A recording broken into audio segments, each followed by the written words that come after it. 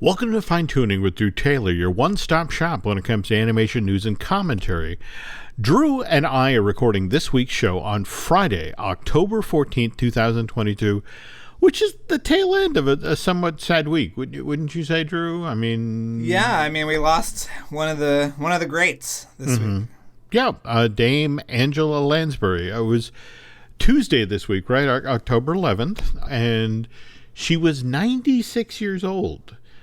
I think it says a lot, particularly after somebody who has a career that lasts 8 decades. And the comment that seemed to be out there the most is that we lost her too soon. You know that I actually met her in 2018, I think. Did you really?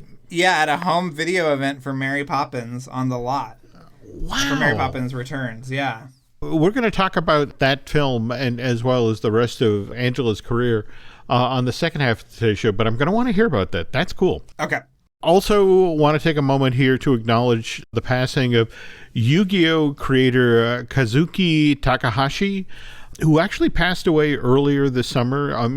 Back all the way in July due to drowning. But did you see this story that came out of Stars and Stripes about how we lost him? Or no, I had not heard this, so please inform me. Well, it turns out Takahashi died a hero. 60-year-old Kazuki was at the beach in Okinawa and saw an 11-year-old girl and a U.S. soldier get swept out to sea in a riptide and leaped in the water and tried to aid in the rescue. And the rough surf proved to be too much for Takahashi, and he succumbed.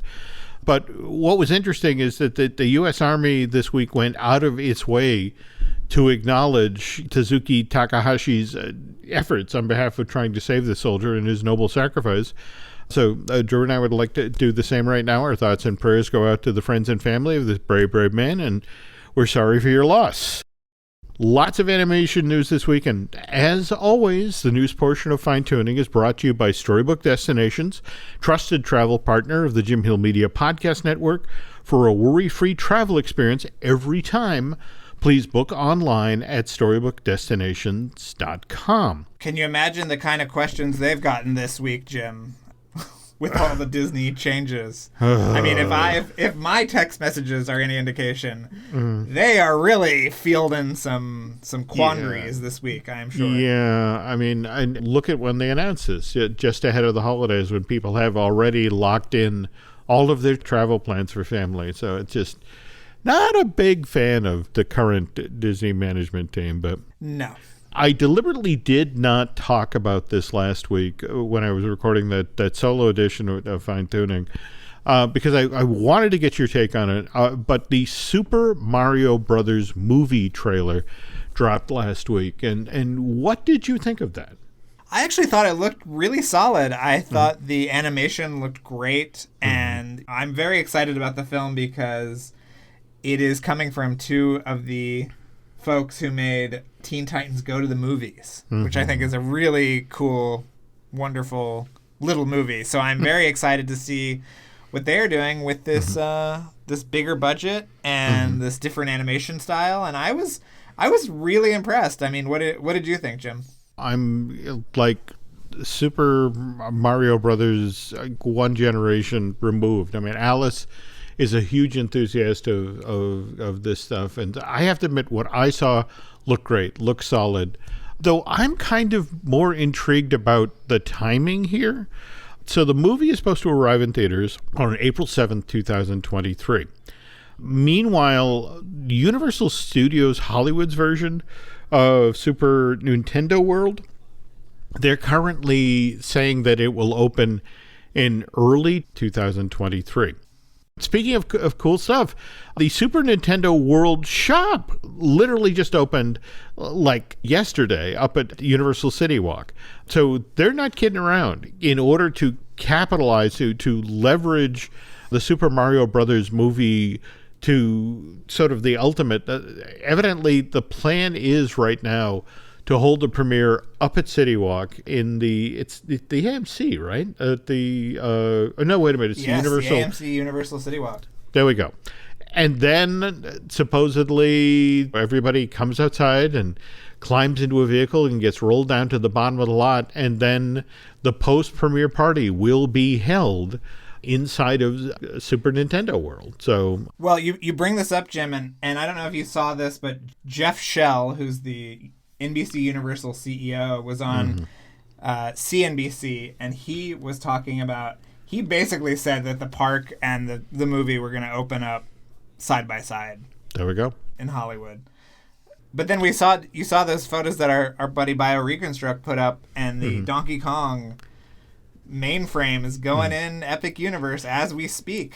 Well, that's kind of a different animal in that opens in 2025. Donkey Kong in Hollywood may open day and date with the Epic Universe. I mean, the notion is that on both coasts you get this ride. I mean, face it, Seth Rogen is also voicing the character in the film.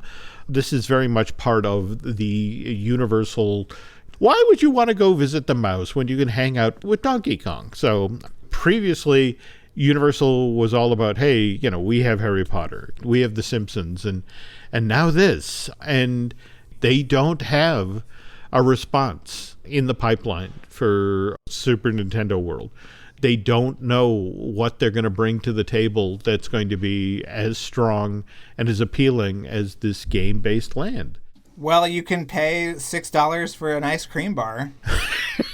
So isn't that appealing, Jim? Or you can make a reservation. Come to Disneyland where you get kicked in the balls repeatedly, and you're going to like it. That's the new slogan. Well, or you get charged for that experience, okay? That's true, yeah. Moving on to less testicle-based stories, you pointed out that Skydance seems to be getting ready to expand its animation division, and they're putting their money where their mouth is, right?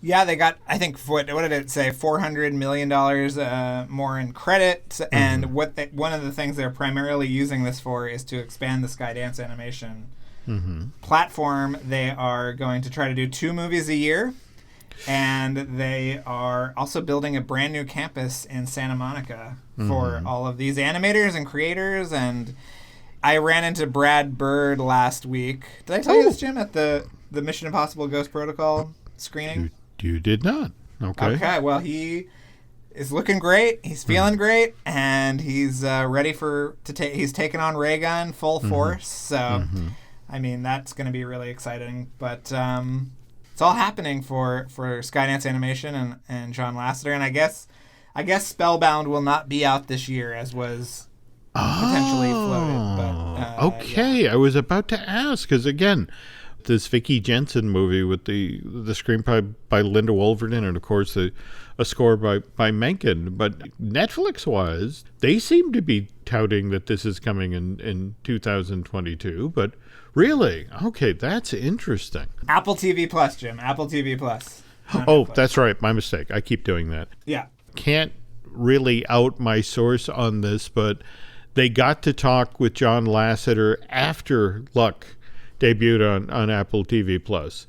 And the very thing that you and I have talked about how this movie sort of seems like John's latest version of Meet the Robinsons, and evidently that's literally what Lasseter said to this guy, that just sort of, it was Meet the Robinsons all over again. There was only so much I could do and wait for the next one. But that's interesting that Spellbound is now slid to 2023. I mean, I haven't seen any promotional stuff for it. I mean, November is like tomorrow. So we haven't seen anything This is true. about it. Teaser, images, toys, nothing. So now, speaking of Apple TV, though, you also have uncovered some info about their holiday animation lineup. Is that correct? Yeah, I mean, it looks pretty good, don't you think? Well, I mean, it's a combination of classics and new stuff. But let me bring it up. Okay, cool. I think it looks pretty good. I don't know. How do you feel about it? I am unfamiliar Sorry, it's been one of those Well, weeks. you know, Great Pumpkin Charlie Brown, Jim. I mean, that's, Oh, that's true. That's a classic. Then we've got the Fraggle Rock, Back to the Rock, Night of the Lights holiday special, which we love. Okay. And it features Daveed Diggs from Hamilton. I don't know what Sago Mini Friends is, but I'm sure it's something that children of all ages enjoy. Okay. And then Charlie Brown Thanksgiving, obviously. There's I guess a show called Interrupting Chicken, and they're going to do a Christmas Carol holiday special. Pretzel and the Puppies Mary Montgomery holiday special. Not sure what that is either. And then a Snoopy show special. I Want a Dog for Christmas. Charlie Brown's Christmas Tales. A Charlie Brown Christmas. And then The Boy, the Mole, the Fox, and the Horse, which is based on an award-winning book of the same name, will arrive on Apple TV Plus on Christmas Day, which is a short film that has a really striking animation style that looks like a really wonderful combination of 2D and 3D, and that is what I am really excited about, Jim. So There you go. That sounds cool. And we should have actually talked about this when you were mentioning bumping into Brad Bird, but Andrew Stanton has lined up a new live action film that he's doing for Searchlight, right? Yeah, I mean, it is called In the Blink of an Eye, and it is supposed to be like this crazy Kubrickian story that, the Hollywood Reporter write-up references 2001, Interstellar, and Magnolia. So, sounds good to me. I have the script, but I have not read it yet. Maybe we can go into detail on that on a later episode.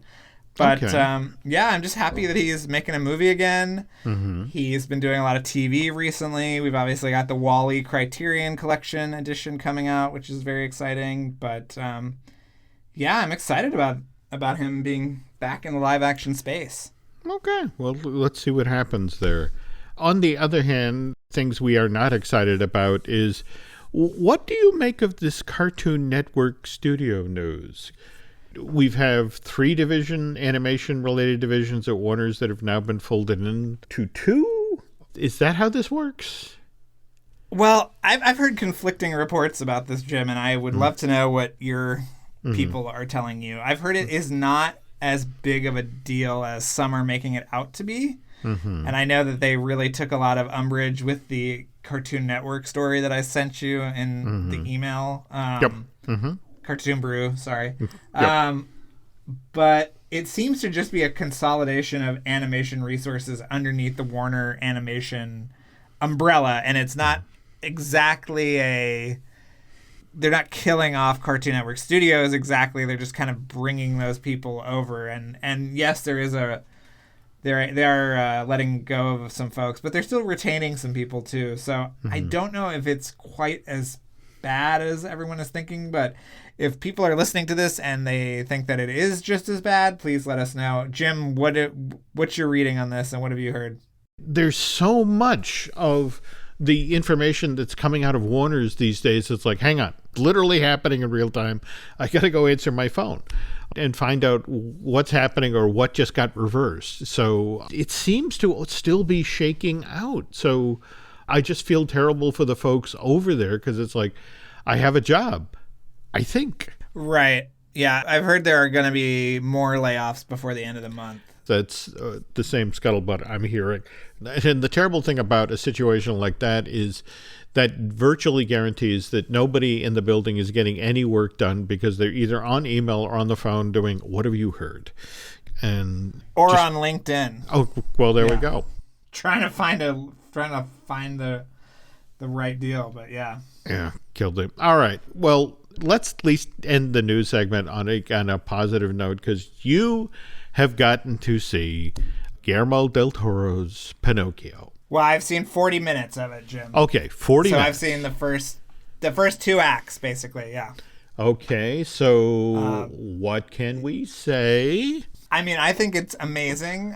I got to go to a little event with Guillermo and Mark Gustafson there, and he is Guillermo's co-director, who was the animation director on Wes Anderson's fantastic Mr. Fox, which I think is one of the best animated movies of the last however many years. And they said that they worked on this movie, Jim, for 1,000 days.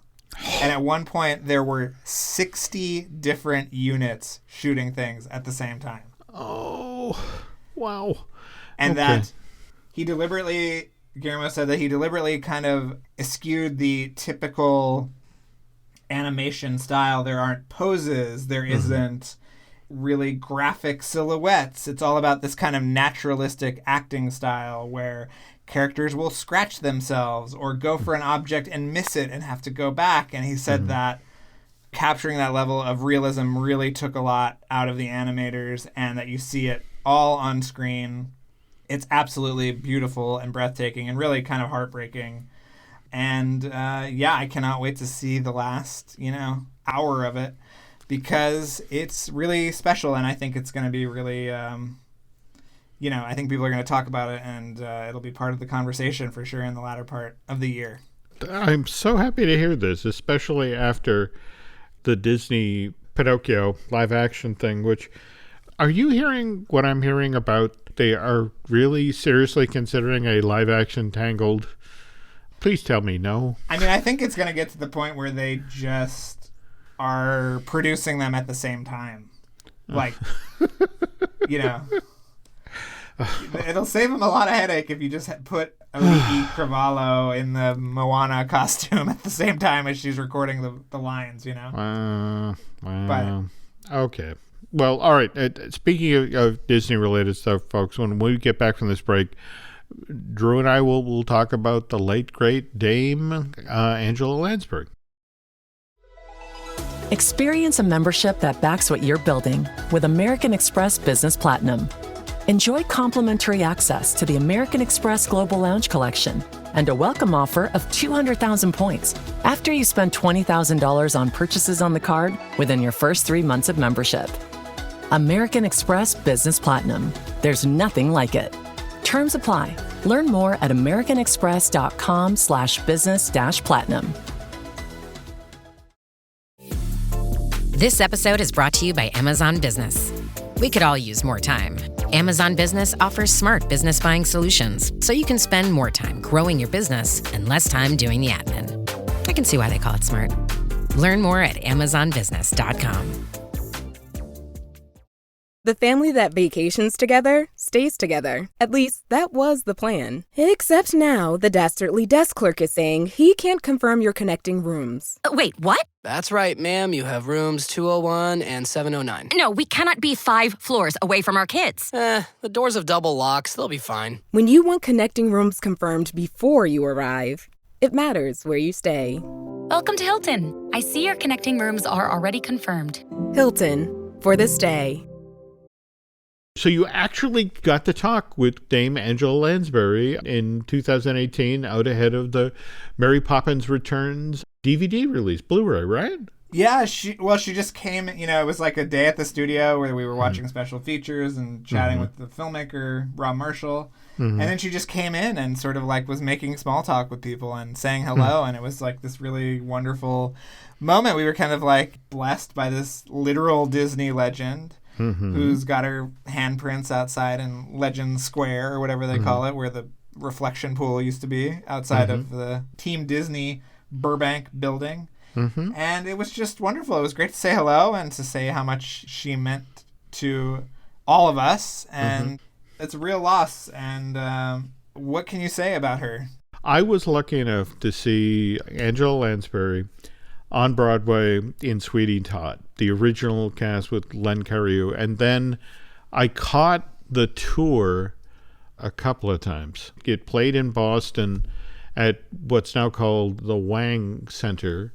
And I even went out to LA that summer, and it was playing, I want to say, the Ambitson, and dragged a girlfriend to see it there because she was amazing. She just, her Mrs. Lovett was just so out there. And for a lot of us who, follow animation, who follow Disney, the way we met Angela Lansbury wasn't necessarily stage work, but it was Bedknobs and Broomsticks, which it's interesting you mentioned Mary Poppins, because when the negotiations fell apart with P.L. Travers, there was this moment where Walt said, "Don't worry about it. We got this other book literally turned to Bill Walsh, Don DeGrady, and the Sherman Brothers, said, we've just bought a Mary Norton book that combined her 2 short novels, The Magic Bedknobs and Bonfire and Broomsticks, into a single volume. And it's like, we can take a lot of the stuff that we did for Mary Poppins and we can turn this into a big screen musical. And obviously, that's not what happened. They eventually sorted things out with P.L. Travers. Mary Poppins gets made. But at the same time, that was the biggest hit that Disney had had in years. So it's now the mid-'60s, late 60s, and Disney actually goes back to Julie Andrews and says, hey, how would you like to make another movie for the studio? And we've got this other property that we're developing the same time as Mary Poppins called Bedknobs and Broomsticks. And Julie Andrews says no. So they then go to, there were 3 people they offered the role to before they went to Angela Lansbury. There was Judy Carn, who was on Laugh-In at the time. Then there was Lynn Redgrave, who had just done Georgie Girl. And then there was Leslie Caron. That was kind of a sort of an outlier. She was old Hollywood. But then the stage musical version of Mame came to L.A. It had opened on Broadway in May of 66, but in spring of 68, Lansbury, after leaving the Broadway production, then did a limited tour on the West Coast. They were up in San Francisco, and then they came down to L.A. And the folks at Disney, it's like, ooh, she could be Eglantine Price. So they bring Angela to the lot. They show her the entire film on storyboards. And Angela thought it was kind of mechanical. It was just, okay, stand here and the knight that's on wires will fly at you or that sort of thing. But she still took the assignment. She had been away from Hollywood for a number of years at that point. The film was shot starting in March and ended in June of 1970, and then gets released to theaters the following holiday season. But the week after Angela signed to do Bedknobs and Broomsticks, Julie Andrews reached out to the studio and said, I changed my mind. I'll come and make your Bedknob movie. And Bill Walsh had to tell her, I'm so sorry. We just signed Angela Lansbury. Wow. Yeah.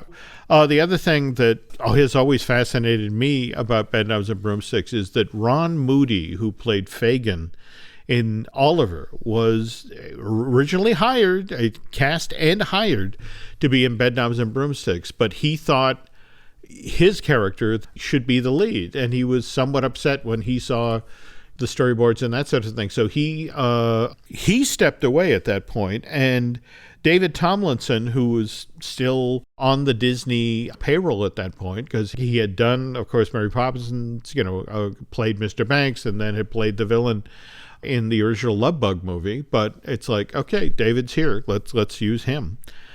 Drew had put together sort of a list of the animation stuff that Angela had done. And of course, 82 or thereabouts, she does The Last Unicorn for Rankin Bass.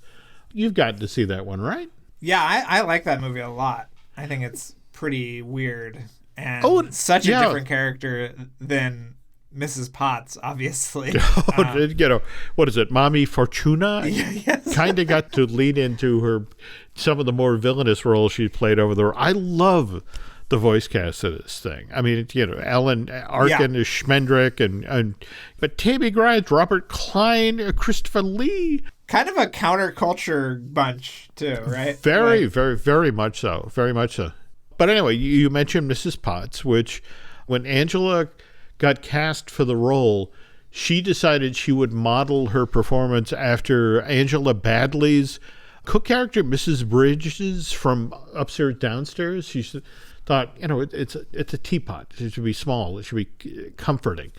But have you ever heard the story of the day she recorded the theme song for Beauty and the Beast? No. I've heard this from Don Hahn, and I've got a version of it here that Paige O'Hara shared once. And it's just basically, it's June 9th, 1990.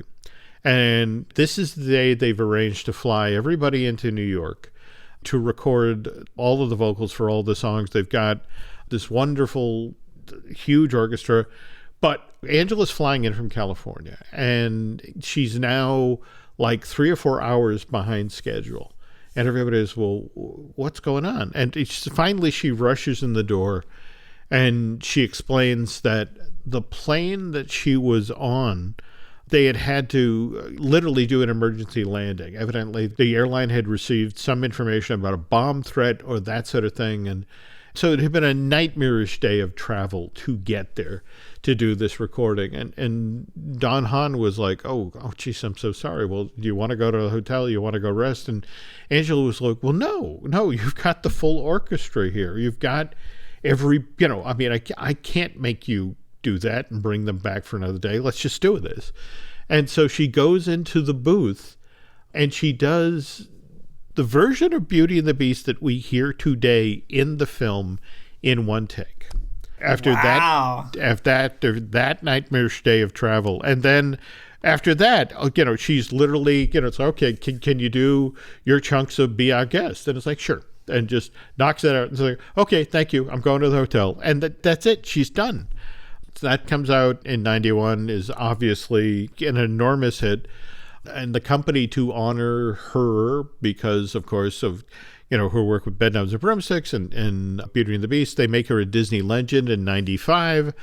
There's also that weird moment in 96 where the company does that restoration of Bedknobs and Broomsticks, which this is one of those Disney films that was edited with a machete at one point. I mean, there's 2 and 3 musical numbers that got cut out of the film or severely cut down, and Scott McQueen dug into the Disney vaults and did the best he could to sort of restore the film. And Angela actually filmed a wonderful sort of little wraparound introduction to the new edition of Beauty and the Bedknobs and Broomsticks. But this is also when she's working on Anastasia with Don Bluth for 20th Century Fox, which, by the way, what is the deal now with, given that Disney has bought 20th Century Fox, does this mean Anastasia actually is a Disney princess? There's a lot of debate around that, Jim. I doubt she'll actually be formally introduced because, as you know, there's a whole coronation ceremony that has to happen. There are specific rules that are given out when dealing with the Disney princesses as a group and individually. So I doubt she will be part of that whole process. But okay. I mean, I don't know why it's not. Is it on Disney Plus? I meant to look because I actually enjoyed this film quite a bit. Came out in 97 and then 20 years later became a stage show, much like Beauty and the Beast did. Angela actually has a trifecta of, films she made that got turned into stage musicals, because Bedknobs and Broomsticks has actually been turned into a stage show. It toured the UK and Ireland. In fact, I'm going to give people the URL address here. bedknobonstage, one word.com. You can go and watch a trailer for the show, and catchphrase for the you will believe a bed can fly. That's funny. So Angela continues in Disney's employ. She's one of the hostesses for Fantasia 2000. She actually introduces the finale of the film, the Firebird Suite, which I would argue is perhaps the strongest one. That's the Brizzy brothers did the amazing work on that. I mean, besides Eric's amazing Rhapsody in Blue, Jim, we got to give it up for that one. Well, no, that is true. That is true. That's a good one as well. Okay, so her next animation, November 2018, she's featured in Illuminations' The Grinch, which, have you heard the story about what Illuminations thought they were getting when they hired Benedict Cumberbatch? I think you've told it actually on this show before, but if you want to share one more time, do it, Jim. He did such a wonderful job with Sherlock. So the folks for Illuminations were like, oh, we're going to get this wonderful British actor, and he's going to give us a Boris Karloff level performance, which they wanted to have to differentiate the new feature-length live, animated version versus the Jim Carrey Ron Howard movie. And Cumberbatch came into the studio and supposedly said, well, look, this is an American fairy tale. It's written by Dr. Seuss, so shouldn't the character have an American accent? And the folks at Illumination were like, yeah, okay.